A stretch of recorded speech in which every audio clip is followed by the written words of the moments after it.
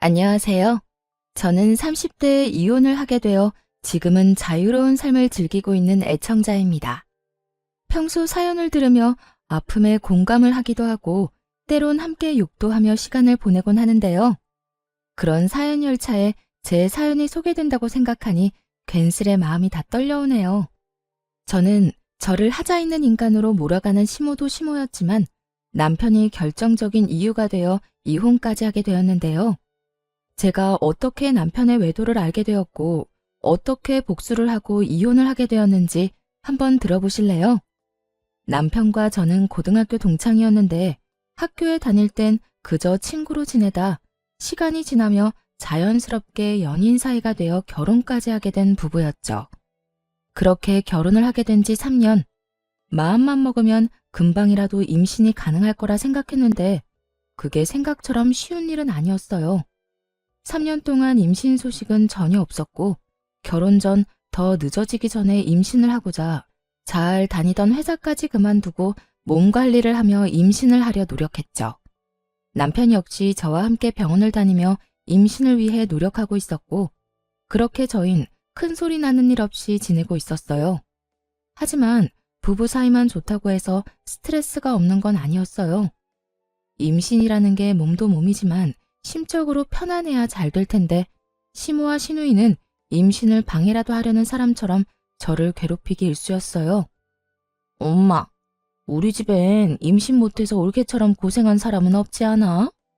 내가 알기로는 그런 사람이 없는데 올케는 뭐 때문에 임신이 그렇게까지 안 되는 거지? 그러게나 말이야. 우리 집엔 그런 유전자 자체가 없는데 너희가 아기가 안 생기는 거 보니 아무래도 네가 무슨 문제가 있는 것 같구나. 우리 아들은 절대 문제가 있을 리가 없으니 말이야. 친정 역시 임신 때문에 고생한 사람이 없는데 저딴 식으로 말하니 기분이 나쁜 건 당연했어요.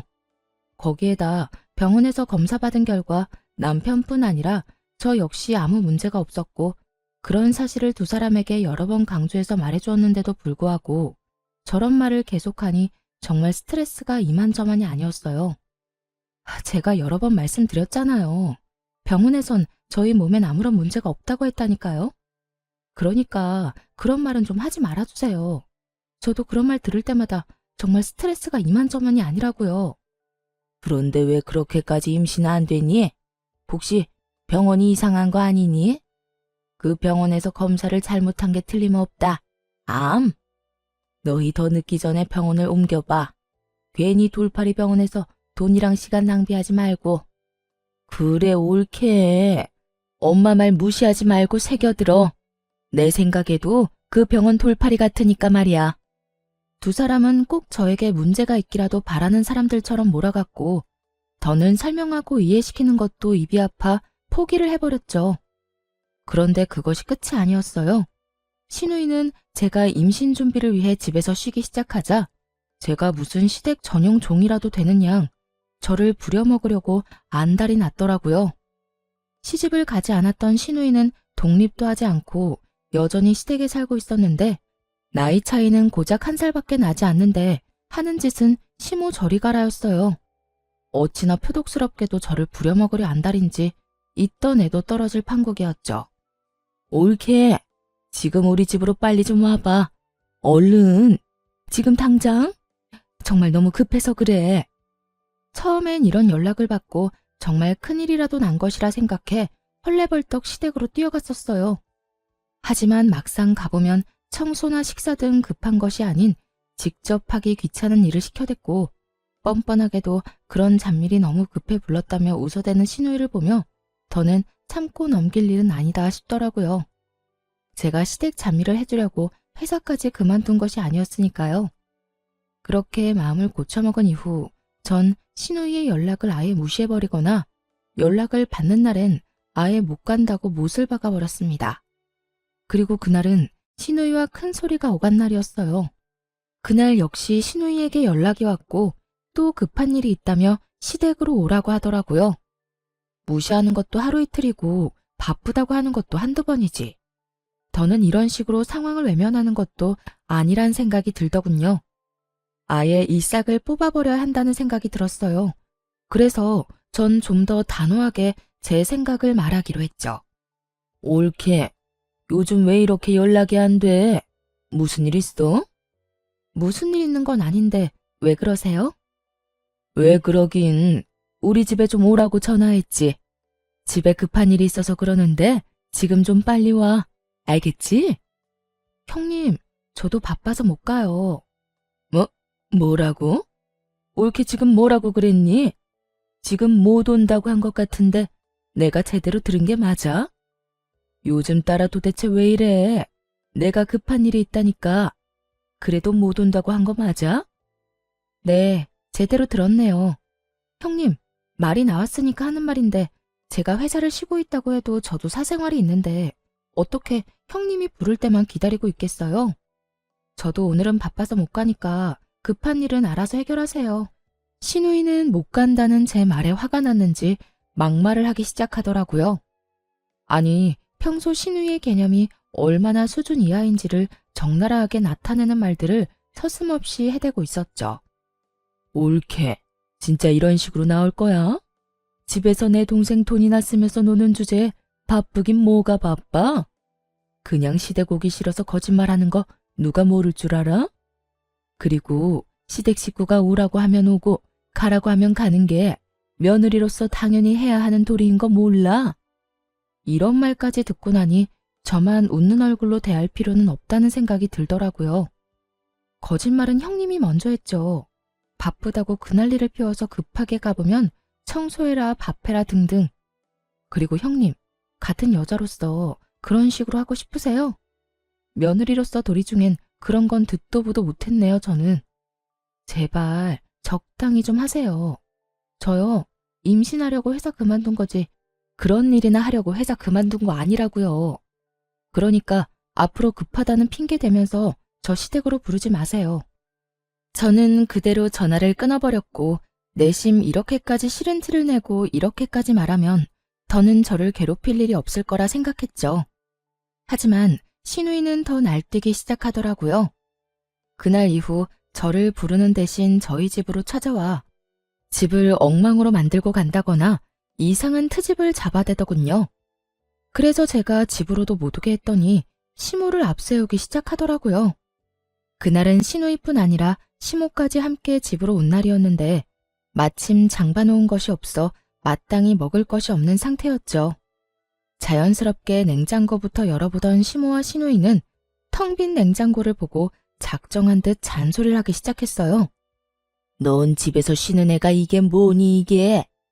너희 집에서 밥은 해먹고 사니? 나가서 뼈 빠지게 일하는 우리 아들 끼니는 제때 해주는 거 맞아? 그러니까 올케, 이건 아니지. 어떻게 냉장고에 죄다 풀떼기에다가 마실 거 반찬 몇 개밖에 없어? 우리 아들은 고기 좋아하는데 고기 같은 건 없어? 고기는 떨어지는 일 없이 늘 넉넉히 사다 놓거라. 우리 아들이 먹고 싶으면 언제든 먹을 수 있게 말이야. 시모와 신우이는 사이좋게 말을 주고받으며 저에게 잔소리를 해대고 있었고 저는 입을 떼서 무얼 하나 싶은 마음에 아무 말도 하지 않고 있었어요. 제가 무엇라 한다고 한들 제 말을 들을 사람들도 아니고 괜히 잘못 대답을 했다가 그렇지 않아도 긴 잔소리가 더욱 길어질 거라 확신했기 때문이죠. 그렇게 한참을 시모와 장단 맞춰 잔소리를 하던 신우이는 배가 고프다며 휴대전화를 뒤적인다 싶더니 배달을 시키더라고요. 아유, 올케 내에 와서 밥이나 먹을까 했는데 이게 뭐야? 엄마는 배 안 고파? 난 지금 배가 너무 고프단 말이야. 안 되겠다. 간단하게 요기나 하게 참치회나 시켜서 먹어야 하겠어.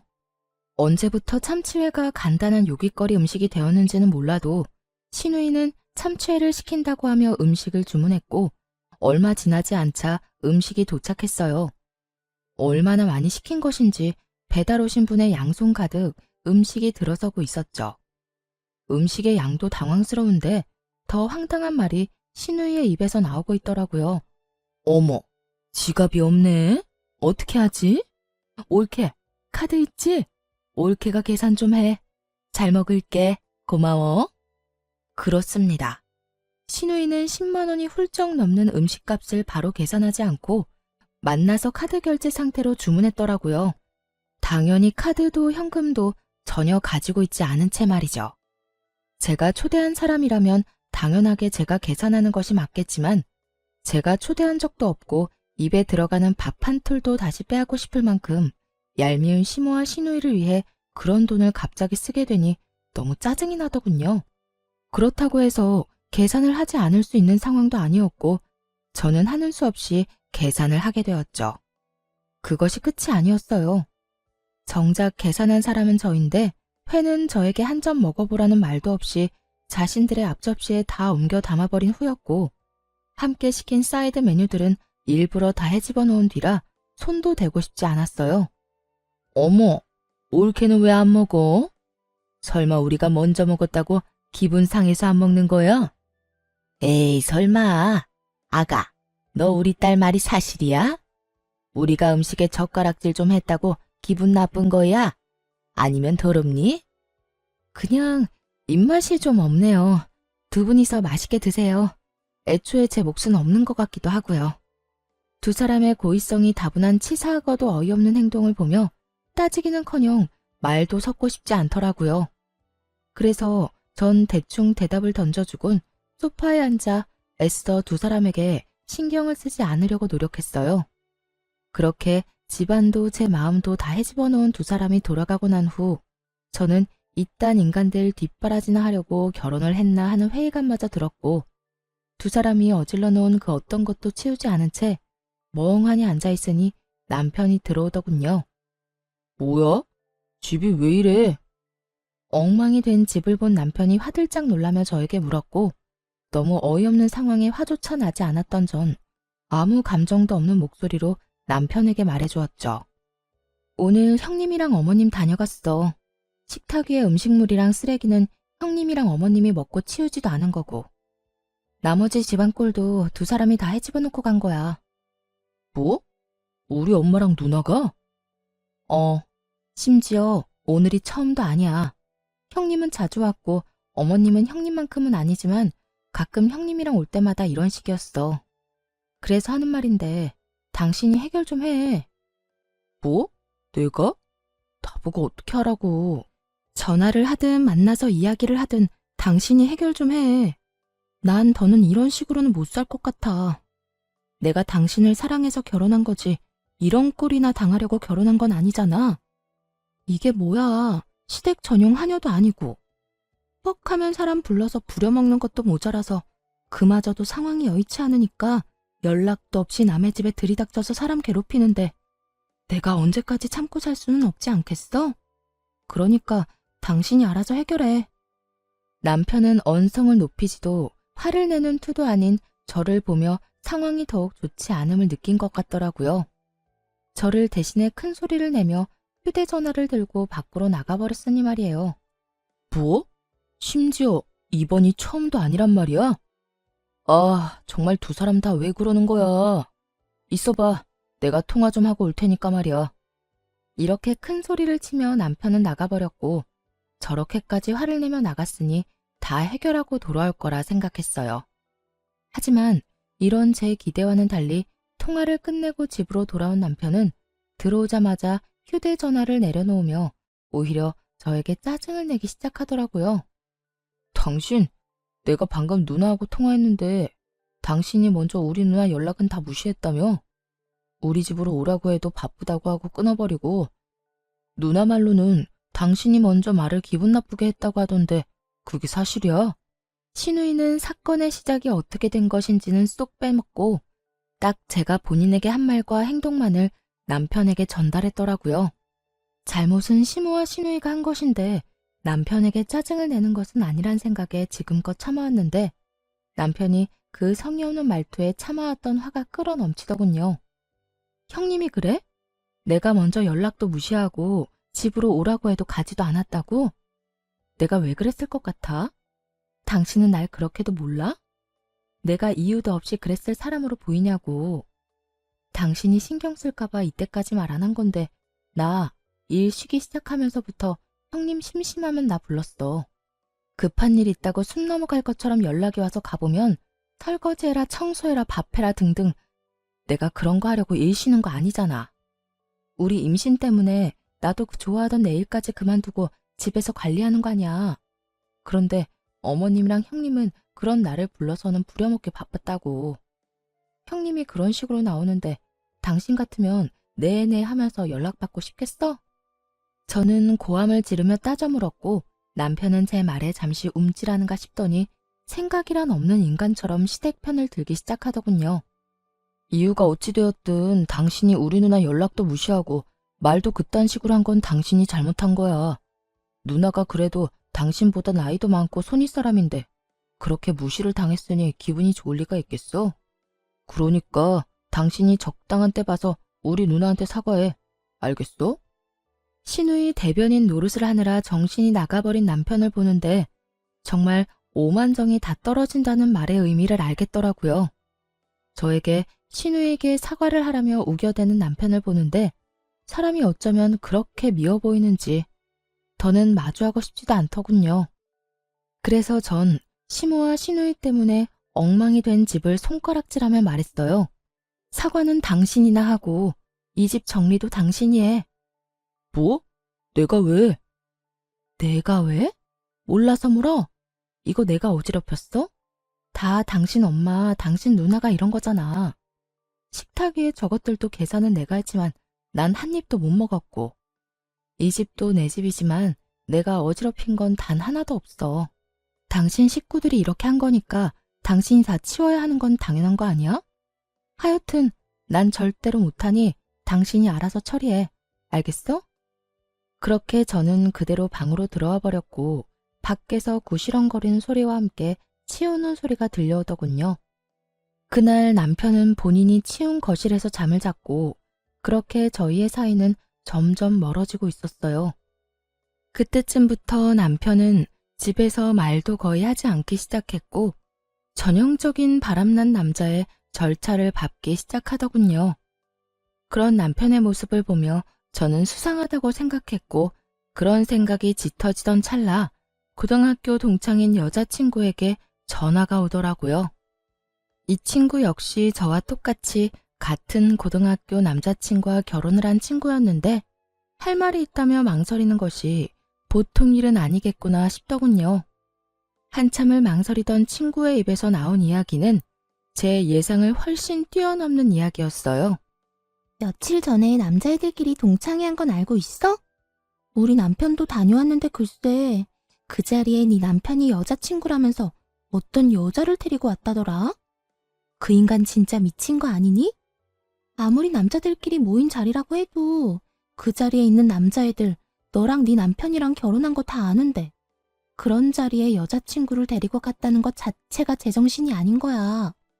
남자들끼리 암묵적으로 비밀로 하고 있는 모양인데 우리 남편은 아무리 그래도 이건 아닌 것 같다면서 나한테 말해주더라고. 내가 이런 말을 너한테 해야 하나 말아야 하나 고민하다가 아무리 생각해도 괘씸해서 안 되겠더라고. 그러니까 너도 넋놓고 있다가 뒤통수 맞지 말고 뒷조사 하든 해서 준비 단단히 하고 있어. 충격이 크더라고요. 외도를 저지르고 있다는 사실을 알게 된 것도 충격이었지만 어떻게 상간녀를 데리고 동창회를 나갈 생각을 할 수 있는 것인지 정말 제 상식으론 이해가 되지 않더군요. 얼마나 내가 우스웠으면 그런 식으로 행동했을까?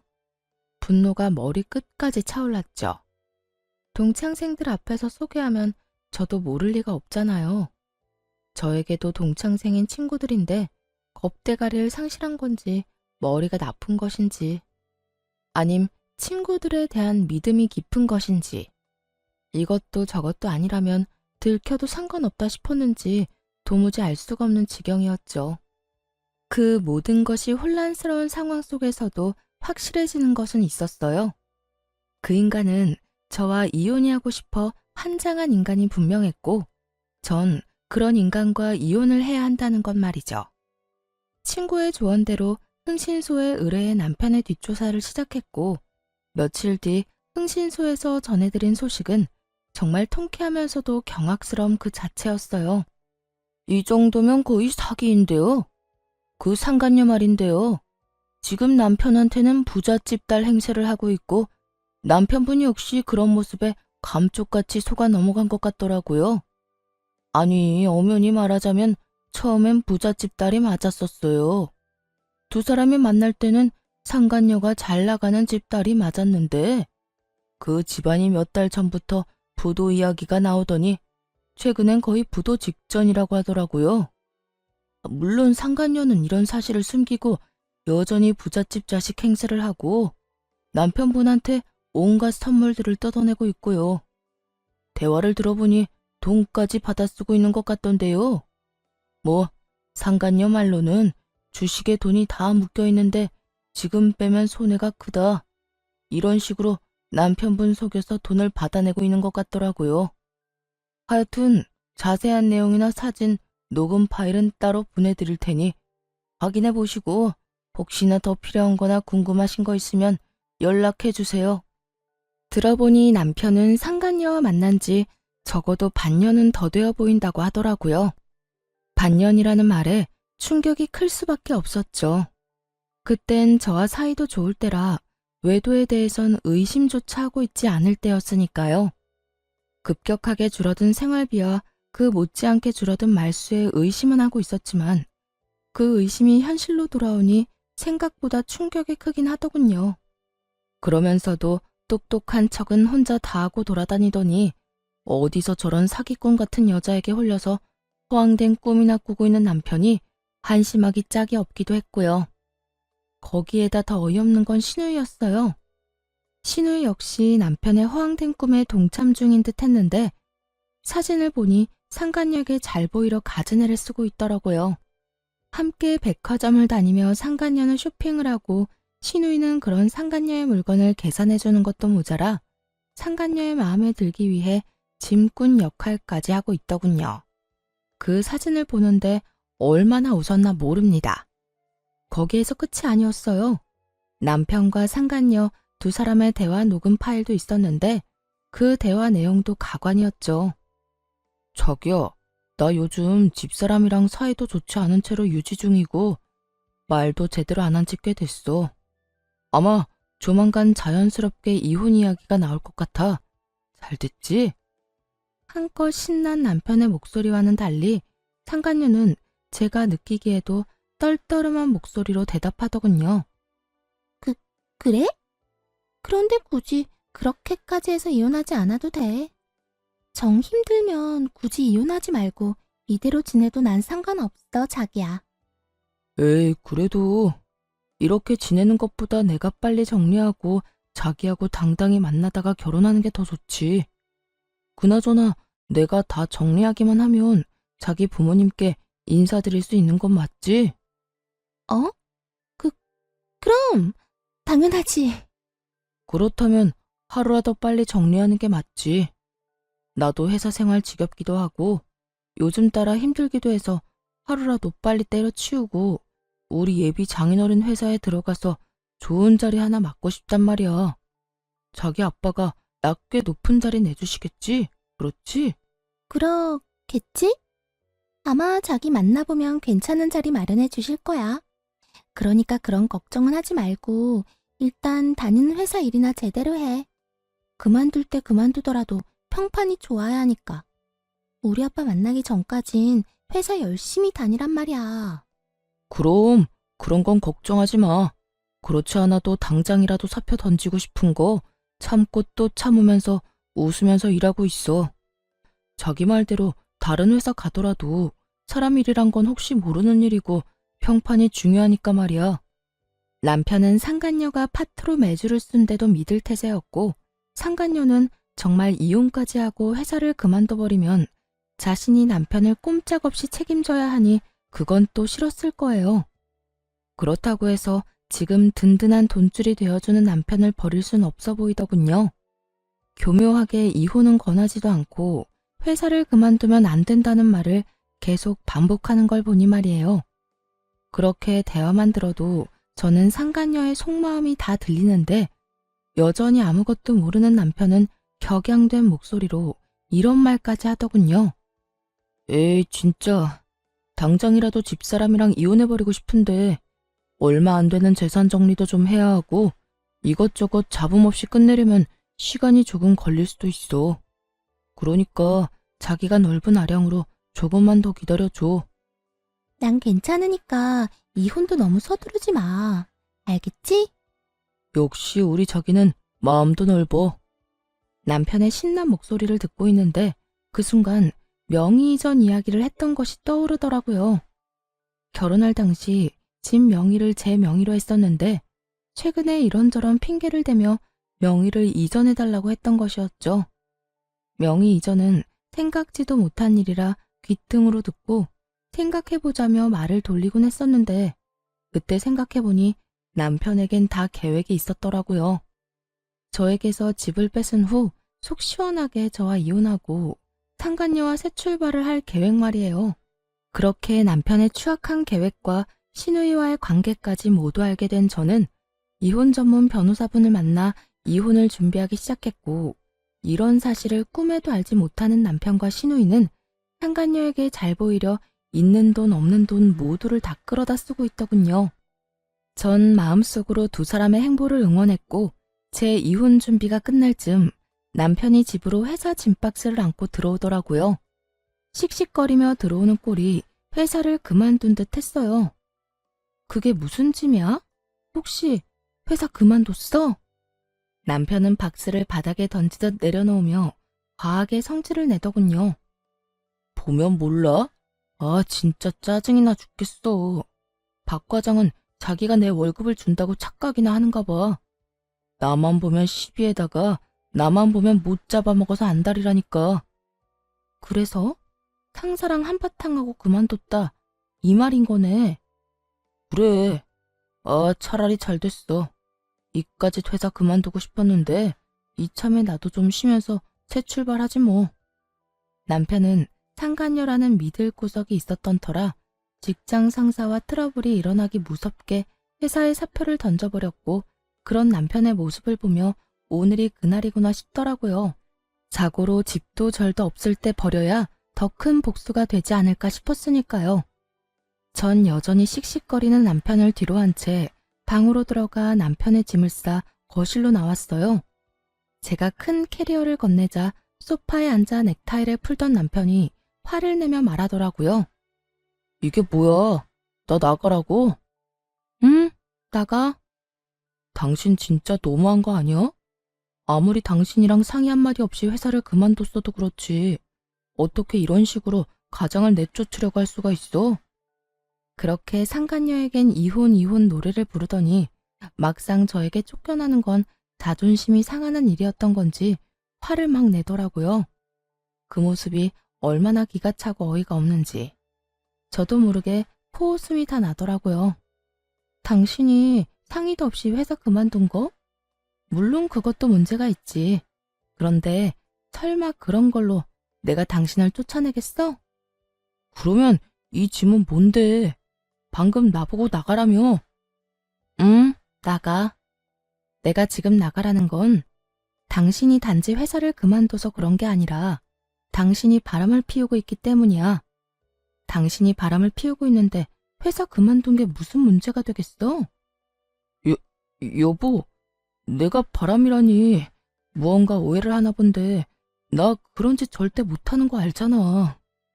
그런 짓은 절대 못한다는 인간이 내 뒤에선 내 등에 그렇게 비수를 꽂았어? 내가 정말 몰라서 이때까지 참은 줄 알아? 저는 고함을 질러버렸고 남편의 얼굴은 사색이 되어가더라고요. 제가 모든 사실을 안다는 건 계획에는 전혀 없던 일이라 어떻게 해서든 이 난관을 헤쳐나가 보려 갖은 애를 쓰더군요. 무슨 말을 하는 거야 도대체. 어디서 무슨 말을 들었는지는 몰라도 다 오해야. 당신은 나를 그렇게도 몰라? 나 당신뿐인 거 누구보다 당신이 더 잘 알잖아. 어쩌면 이렇게도 같은 말을 해대는 건지. 남편 역시 세상에서 여자는 저뿐이라는 듯 간절한 눈빛으로 거짓말을 해대고 있었고 전 그런 남편에게 콧방귀를 뀌어주며 제가 듣고 본 사실들을 읊어주기 시작했어요. 당신을 잘 알긴 알지. 당신 남자들만 모이는 동창회 상간녀까지 모시고 갔더라. 남자들 우정도 참 별거 없지? 이렇게 금방 내 귀에 들어오는 거 보면 말이야. 그것뿐이야? 당신 누나도 그 여자랑 짝짝꿍이 맞던데? 백두기도 아니고 이 백화점 저 백화점 다니면서 돈을 물 쓰듯이 쓰던데? 당신이 그걸 어떻게, 누가 다 말한 거야? 당신 혹시 내 뒷조사했어? 뒷조사를 했든 앞조사를 했든 지금 어떻게 한지가 중요해? 내가 모든 사실을 다 알았다니까. 당신이 지금 부잣집 여자랑 적어도 6개월 전부터 만나왔단 거. 그 부잣집 여자한테 눈이 멀어서 나하고 어떻게 하면 이혼을 잘할 수 있을까 머리 굴리고 있는 거. 심지어 바람까지 피운 주제에 꼴랑 하나 있는 이 집도 나한테서 뺏어가려고 명의까지 가져가려고 했던 것까지 말이야. 참 대단하다 대단해. 그래도 우리가 연애부터 시작해서 결혼 생활까지 몇 년인데 나한테 이 집 넘겨주는 게 그렇게 아까웠니? 하물며 이 집 살 때 내 돈이 더 많이 들어갔는데. 남편은 제 말에 더는 할 말이 없는지 제 눈치를 살피다 깊은 한숨을 길게 내쉬더라고요. 그리고는 이내 지금까지 보였던 눈빛과는 전혀 다른 눈초리로 절 보며 이렇게 말하더군요. 그래, 아까웠다 아까웠어. 당신 돈이 얼마나 많이 들어갔든 어쨌든 내 돈도 들어갔고 집값도 그만큼 올랐는데 안 아깝겠어? 그래서 어떻게 해서든 명의 내 명의로 옮겨오고 자연스럽게 이혼하려고 했었다. 그게 그렇게 잘못한 일이야? 사람이라면 전부 자기 이득부터 따지기 마련이야. 나도 자연의 이치에 따라 내 이득 좀 따지겠다는데 그게 왜? 남편은 무엇이 잘못된 것인지 전혀 알지 못하는 눈치였어요.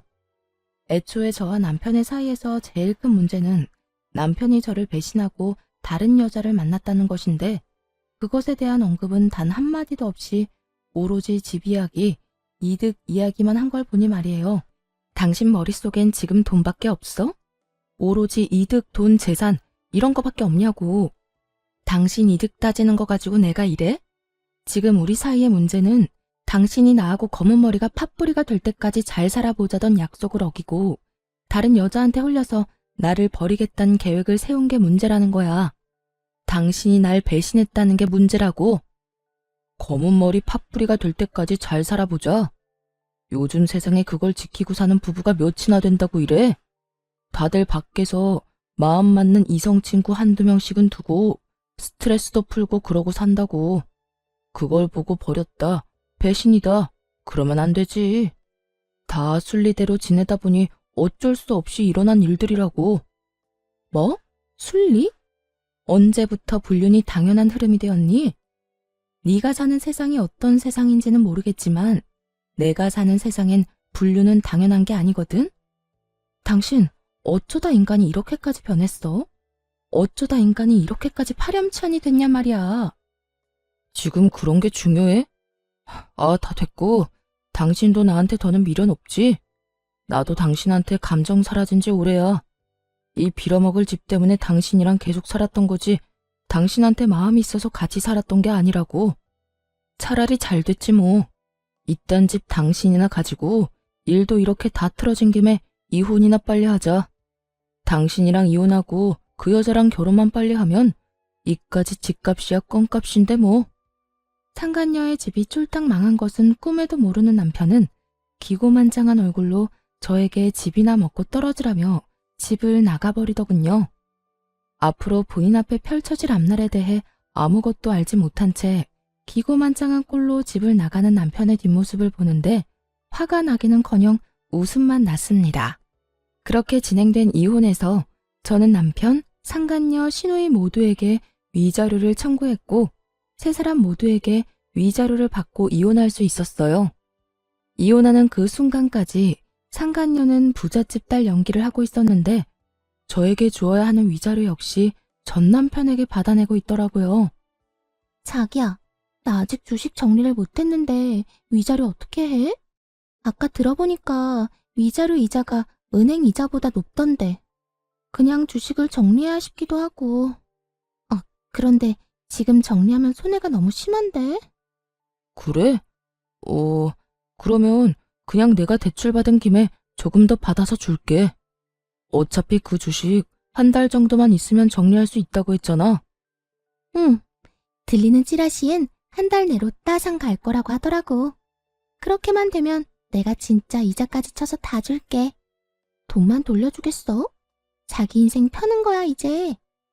상간녀의 말에 전 남편은 얼굴 한가득 행복 가득한 미소를 지어 보이더라고요. 저와 이혼하는 그 마당에 말이죠. 그 모습을 보는데 저 역시 웃음이 터져나와 크게 혼이 났네요. 주식에 큰돈이 묶여있는 것도 거짓말, 앞으로 인생이 필 일만 남았다는 것도 거짓말이란 것을 저는 잘 알고 있었으니까요. 그렇게 전 남편과 전 시누이가 빚쟁이가 된 채 소송은 마무리되었고 이혼 확정 서류를 제출하면 모든 것이 끝이 나는 날이 다가왔어요. 전 남편은 서류를 제출하려던 저를 기다리고 있었는데 그 몰골이 말이 아니더라고요. 죽도 한 그릇 못 얻어먹고 다니는 것인지 피골이 상접한 것은 물론이었고 행색도 남루한 것이 굳이 물어보지 않아도 어떤 상황인지 훤히 보이더군요. 제가 전 남편을 발견한 직후 전 남편 역시 저를 발견했는지 다짜고짜 저에게 달려와 무릎을 꿇고 빌기 시작하더군요. 여보, 서류 제출하러 온 거야? 이 서류 제출하면 우리 진짜 끝인 거 알고는 있지. 잘 알고 있지. 그러니까 이렇게 아침 대바람부터 온 거 아니겠어? 하루라도 빨리 너 같은 인간이랑 깨끗하게 정리하려고 말이야. 여보, 그러지 말고 다시 한번 생각해보면 안 될까? 우리가 이렇게 이혼한다는 거 정말 말도 안 되는 일이잖아.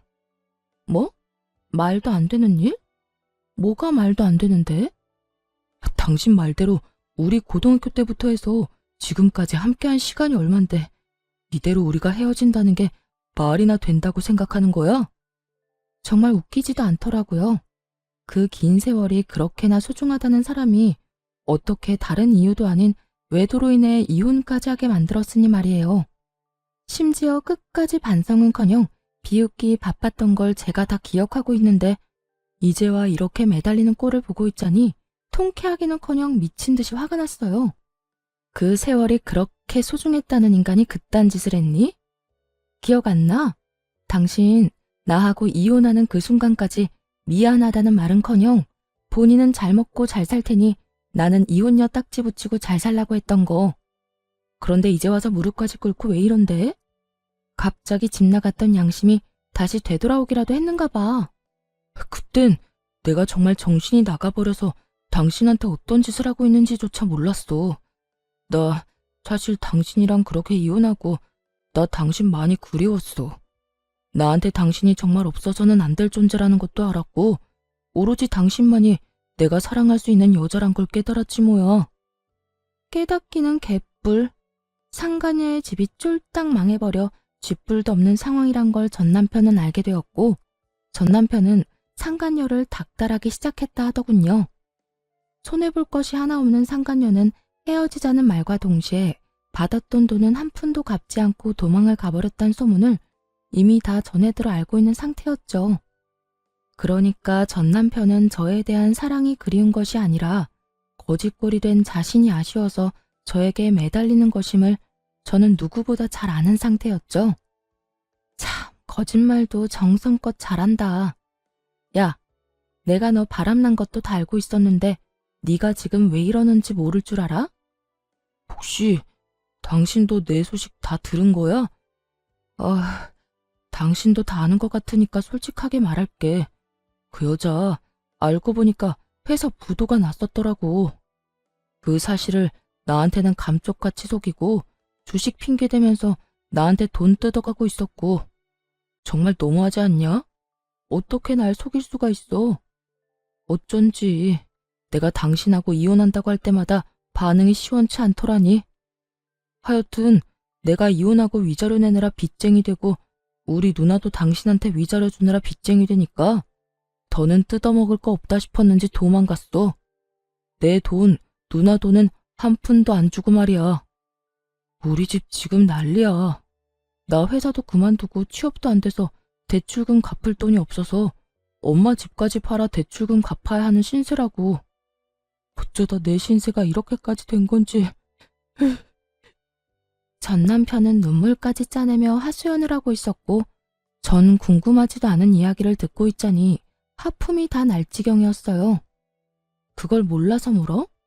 남의 가슴에 대못 박아놓고선 너는 평생 떵떵거리면서 행복하게 살 수 있을 거라 생각했어? 남의 눈에 눈물 나게 하면 네 눈엔 피눈물 나는 법이야. 그래서 할 말은 다 했니? 그 하품이 나오게 지겨운 하소연은 다 해댔냐고.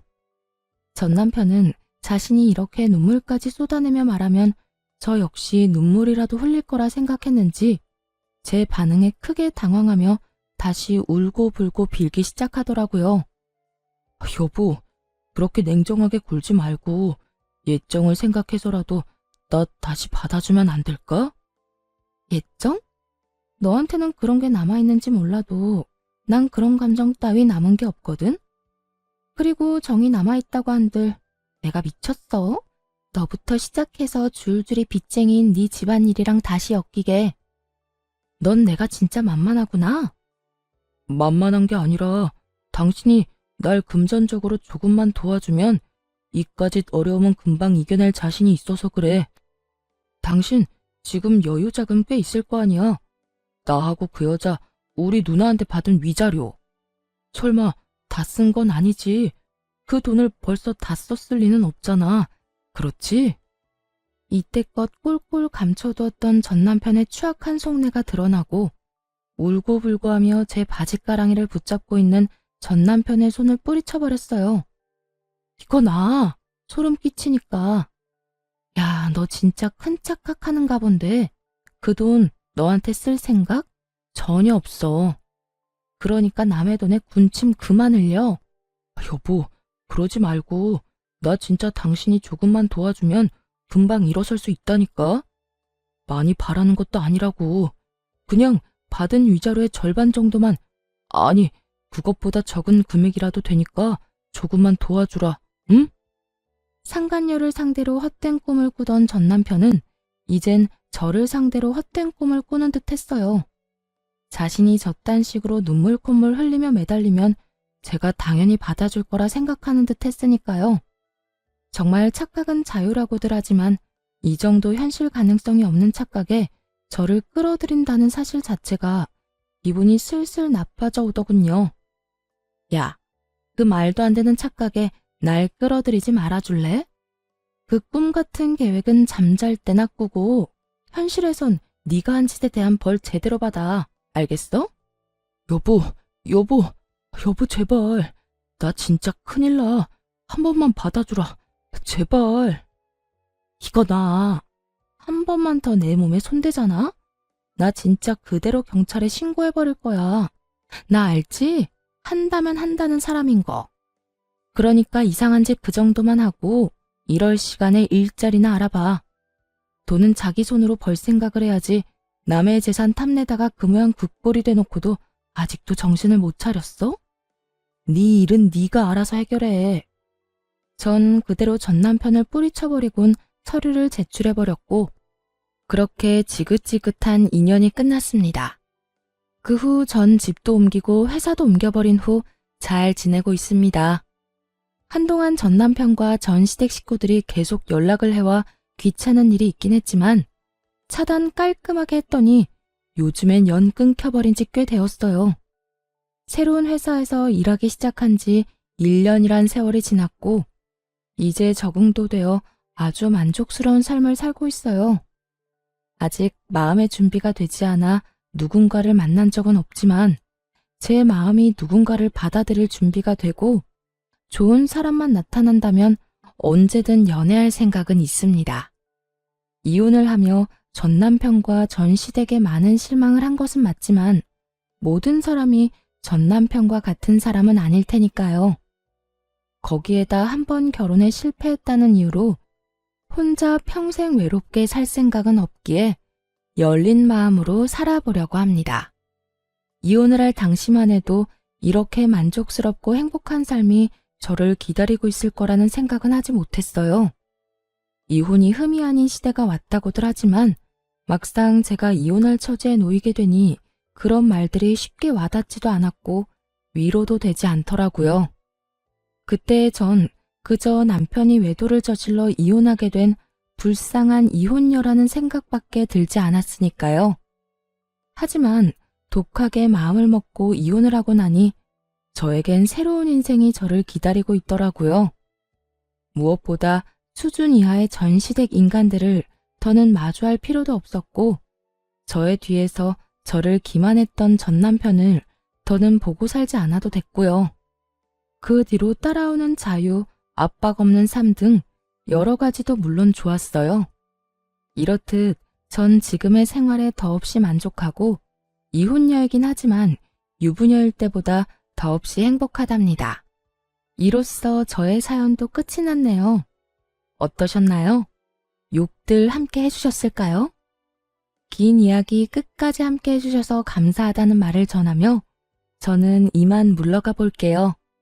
감사합니다. 다들 행복하세요.